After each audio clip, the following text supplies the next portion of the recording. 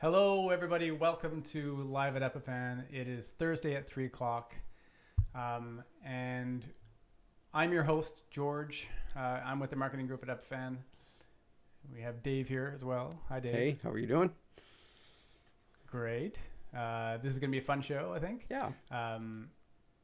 And we're doing something a little different today, aren't we? We're tackling one of our back to basics topics. We talk always about live video production here in some capacity, and we often go pretty deep and pretty technical, but so we've been getting some questions from people saying, really basic things like, how do I connect an HDMI source to a USB source? And we know that well because we make products that help people do that. Yeah. So we're going to kind of run through that today.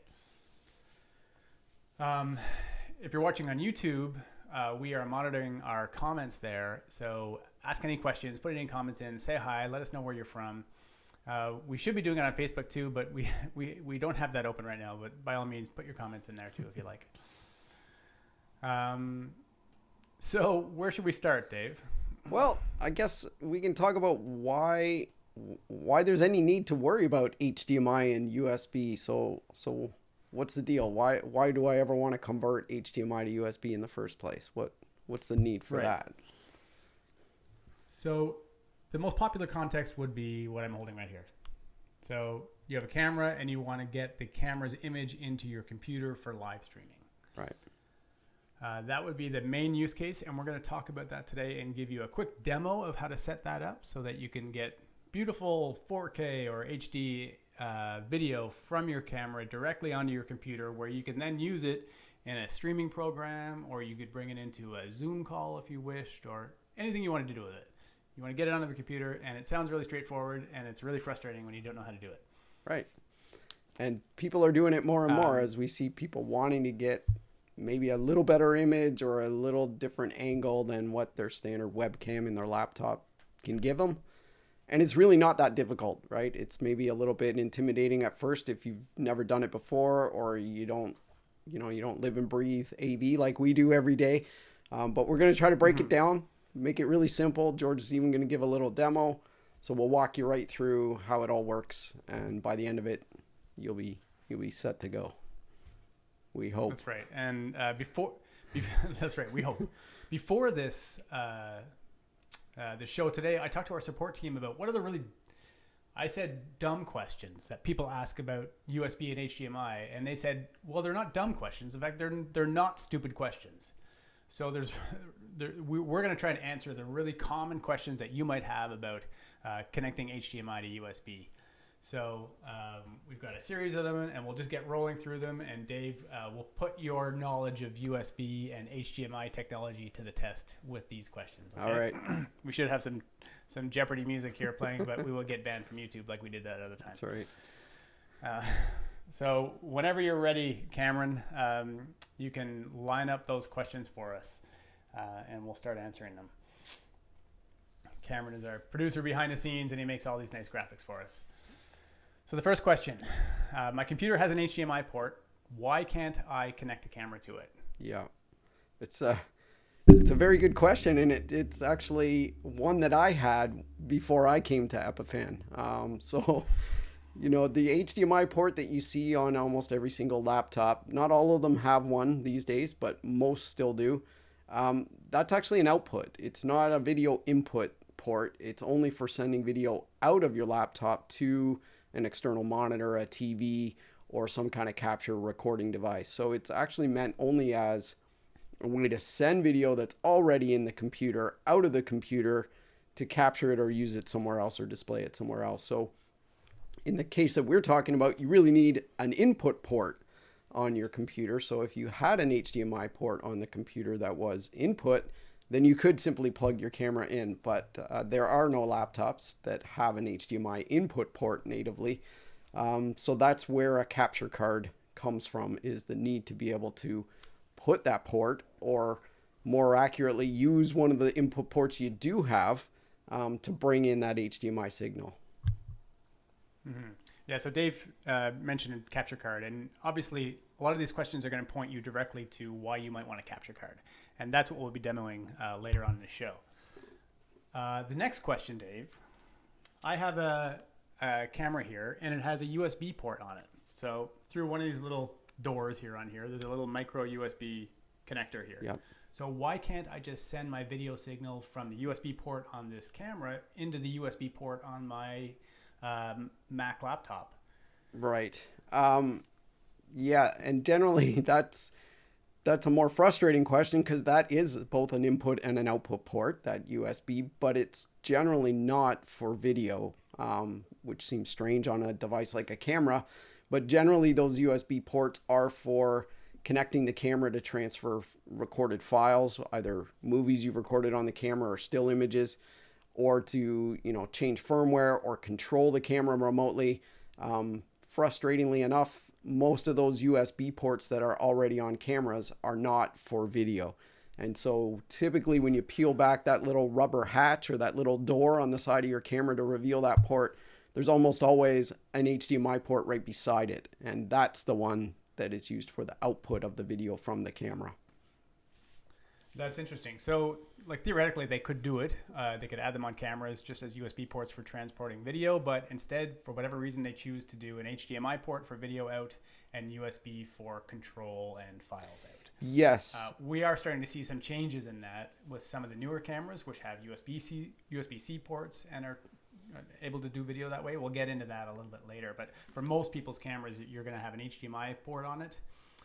And a USB port. Yeah. So that's who we're trying to help. And there are some exceptions. PTZ cameras in particular, you will find some USB ports that are meant to carry uncompressed video and audio directly out of the camera. But in general, most of the kind of handheld cameras don't have that capability directly built in for the USB. Right.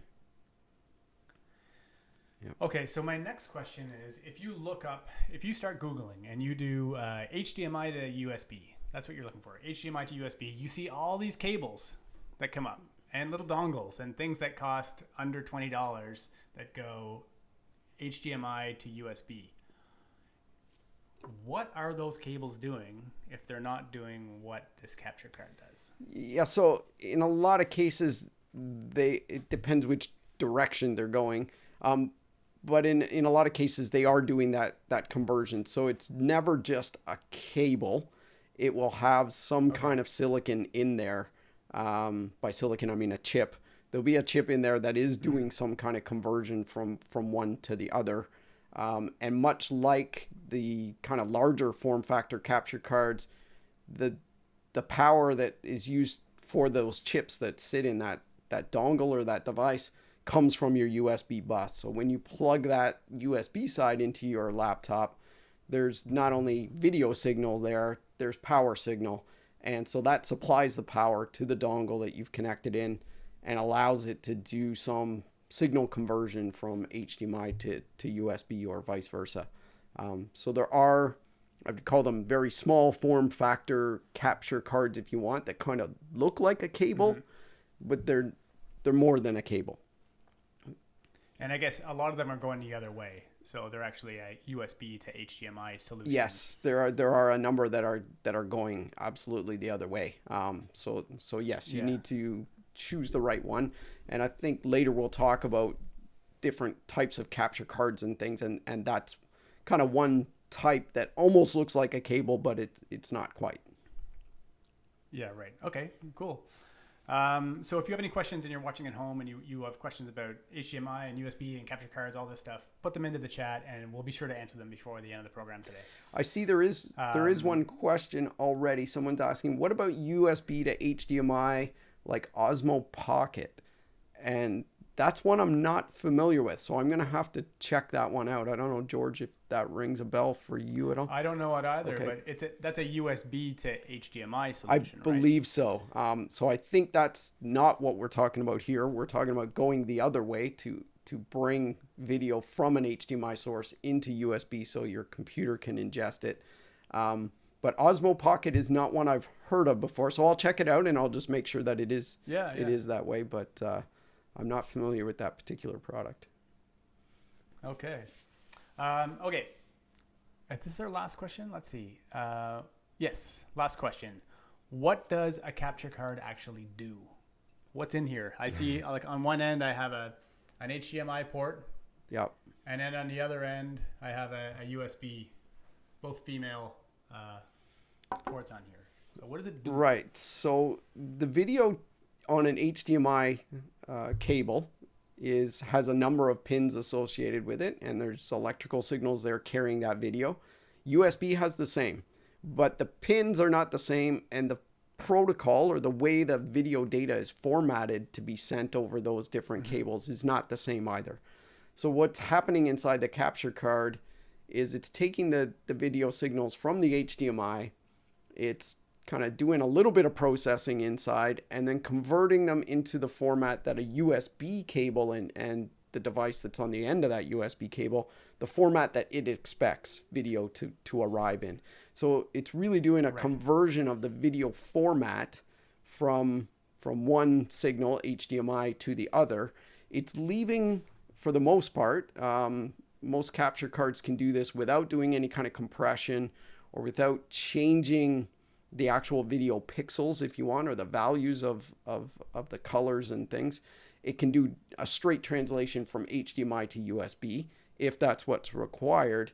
But in a lot of cases, there's also some color transformations or color format transforms going on as well. So it really depends on what you're connecting, because your camera may output in one format over an HDMI cable, and your computer may be wanting to receive that same video signal, but in a slightly different format and over a USB cable. So it's both converting the electrical signals on the cable from one to another, but in some cases also the video data itself is being transformed, either scaled down in resolution or up in resolution, or just converted slightly from one video format to another, so that when it arrives on your laptop, there's less processing for that to do, so it can be immediately absorbed into the application in the format that it expects.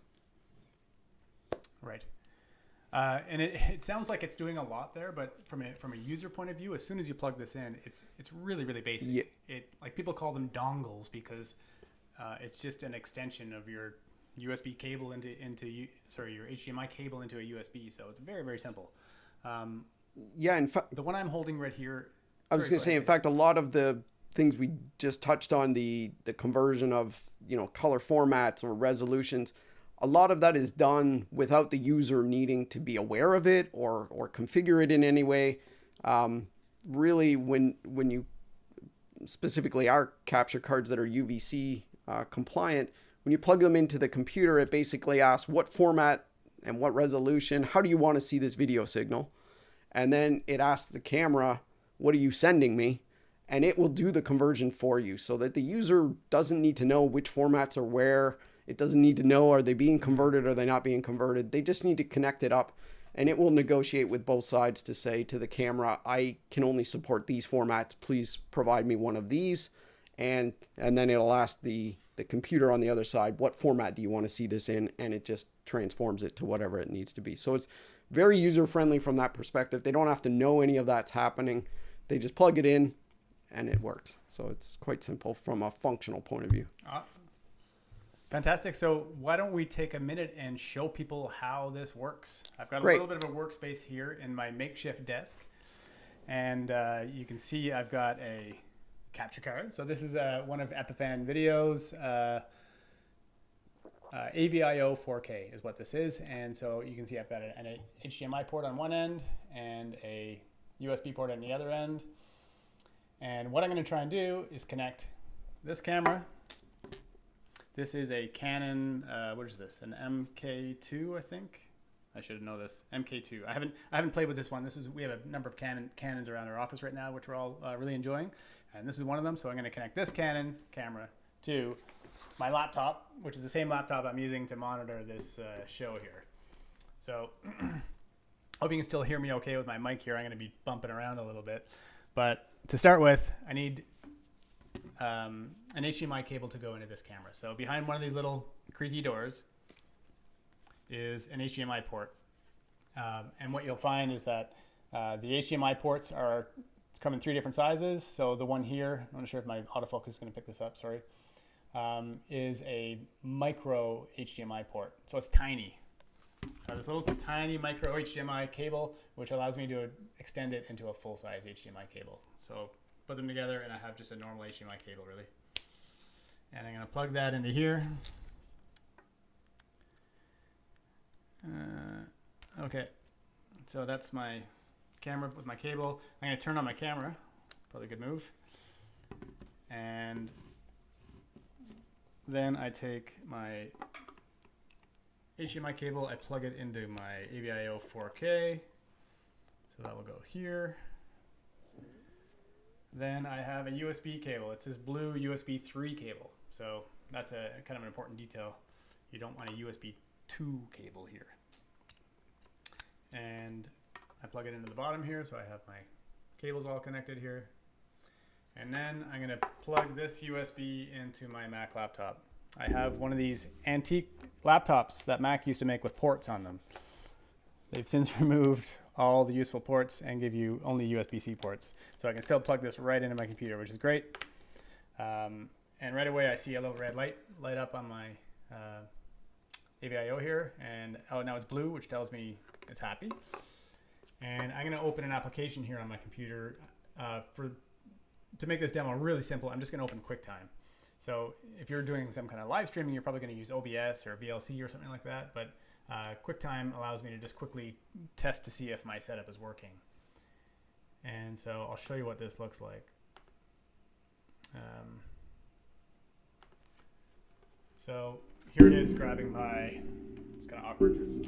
Here it is grabbing the signal from my in camera here, my camera in my computer. And I'm going to switch that here to AVIO 4K video. And here, now I have this camera pointed at my computer to give you that weird inception thing and point it back out to you so you can see my filming camera there as well. So this is my computer connected to a capture card connected to this computer, and that's your 2-minute capture card demo. And we are done. So I'm going to unplug that. Shut QuickTime. Does that about sum it up, Dave? Did I miss anything? No, I think you got it all. And you know, the best part of that whole thing is when you opened up QuickTime, that camera was already just presented as an alternative to the webcam that's already in your laptop. So it's very easy once you physically plug in those cables.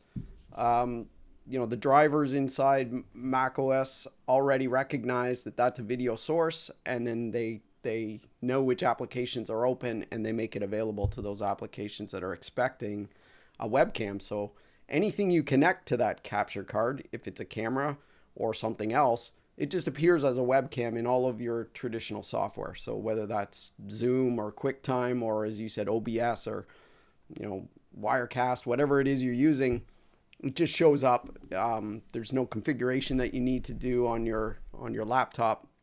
So it makes it a very simple, easy process, and one that's very easy to debug because there's really 2 cables and your capture card, and that's it, right? So if something's not working, try replugging the cables and you're off and running. There's really not too much to it.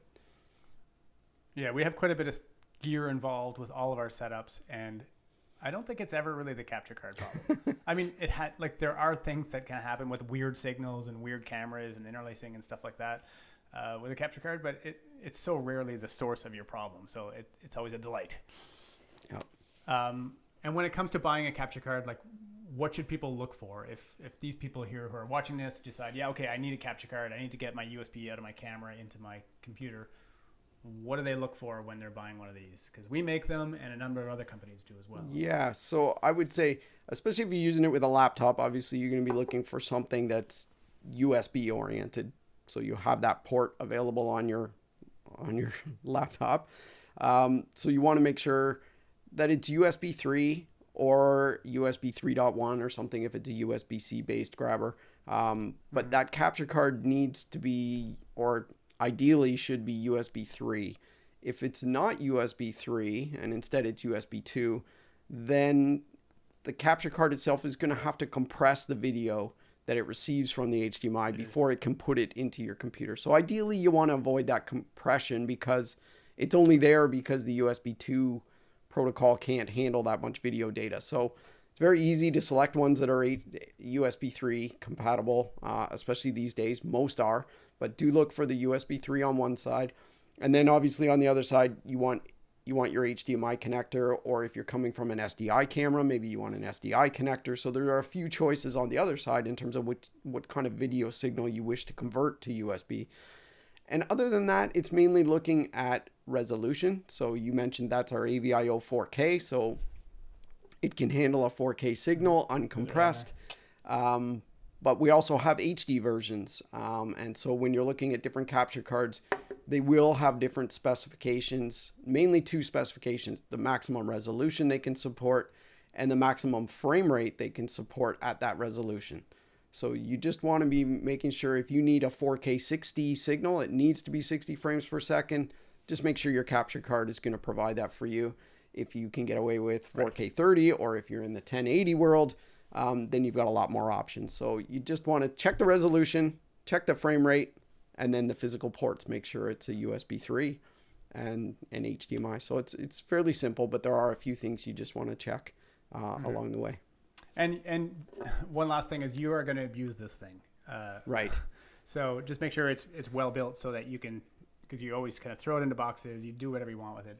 It's nice to be able to abuse it and not worry about it. So if you can just pick it up and feel it, if it feels hefty, then you're probably okay. But if it feels a little flaky or plasticky, it's probably going to break. Yeah, and that's actually a really good point, because the different materials are off, they're different robustness or resilience to damage. But also a good metal case is typically the way that device cools itself down, because there are active electronics in that device. Right. So one that's got a good metal case everywhere tends to be able to operate without a fan, so it's not going to make any sound. And it keeps itself cool just through the metal so the metal will get a little warm, but that's the way it cools itself down. Whereas if you're into a plastic device, often they don't have the same cooling properties as metal, and they'll need a fan, which can generate a little bit of noise and can also be the most unreliable part of that whole device, in that the fan may fail. Fans are notoriously unreliable compared to the other kind of components that you would find inside of a device like that. So getting one that doesn't need a fan is great. And full-size connectors is the other thing. I'm not sure whether the viewers could see the connector size on the AVIO 4K, but we definitely opted for a large. So that's a full-size HDMI. George mentioned the one on his camera is a micro HDMI. It's tiny. I would say even a little bit fragile. So we deliberately go for a large full-size HDMI connector. And likewise on the USB side, we have a full-size connector there to make sure that there's very little chance that as you plug in and plug out thousands of times as you use this day in, day out, that's going to be damaged. So you're really looking for a good, robust metal package, and then just check a few of the specs, and that's as really as tough as it gets. There's just a few things to check out, and you should be off to the races. Cool. So you can visit our website, epiphan.com, if you want to learn more about our capture cards. And you might decide that a capture card is not right for you. There's a few alternatives that you can consider. So that would be, right off the bat, using a USB camera, basically, a webcam that has native USB coming right out of it. That's going to be simpler. You're going to have far less choice in terms of camera. They don't make USB webcams that have big, beautiful... They don't make webcams like this, where you have interchangeable lenses or cinema-style lenses. So you're limited in terms of quality that you can get with those. Yep. You can use your phone. Phones have pretty good cameras on them, and if you can figure out how to mount it and get the audio part sorted, that's a kind of a good workaround as well. Yep. And some of the newer cameras that are coming out are offering their own utility for straight USB connectivity. So, in fact, the camera that I'm shooting on today is a Canon EOS RP. Yeah, EOS RP. And Canon has since built a utility that allows me to connect over USB alone from this camera to my computer. So who knows? Maybe we'll see more and more of that kind of technology and more of those applications coming out, and we won't need capture cards, but for the most part, 99.977 of the cameras out there, you'll need some kind of capture card. Yeah, and that capture card just gives you freedom of choice to connect any kind of different camera in a very reliable way. So yeah, there are definitely certain cameras that have that kind of ability. As we mentioned, most USB ports on cameras are not intended for the video, but some are. And so there are those exceptions, but by far the capture card seems to be the most universal at the moment. I'm sure we're going to see more manufacturers putting USB ports directly on cameras. We've seen them on little switchers and things like that, where that used to be an HDMI output, and we're now seeing switchers with a USB output. So definitely it's coming along, but today it's still really the capture card is the most universal way to make sure you've got all your bases covered. That's right. And so if we don't have any questions, Dave, we'll probably say goodbye. Do we have any chatter on we have the YouTube? We have a little bit. So Werner T says, great, no flimsy USB-C or mini HDMI. So yes, that's exactly as we were mentioning. Here. You do want to look for a good full-size robust connector. And other than that, we didn't have anything else, any other questions. So I think we're just about done. So it was a good show. Well, we'll be back here next week at 3:00. We have a live show about why your company should be live streaming every week. So it's kind of more of a marketing show to maybe convince the people that you work for why live streaming should be part of your marketing and communications to your customers. So tune in. We are here every week at 3:00 on 3:00 Eastern time on Thursdays. So thanks for watching, everybody. And Dave, thanks for hanging out. That was great. We'll see you next week. See you next week.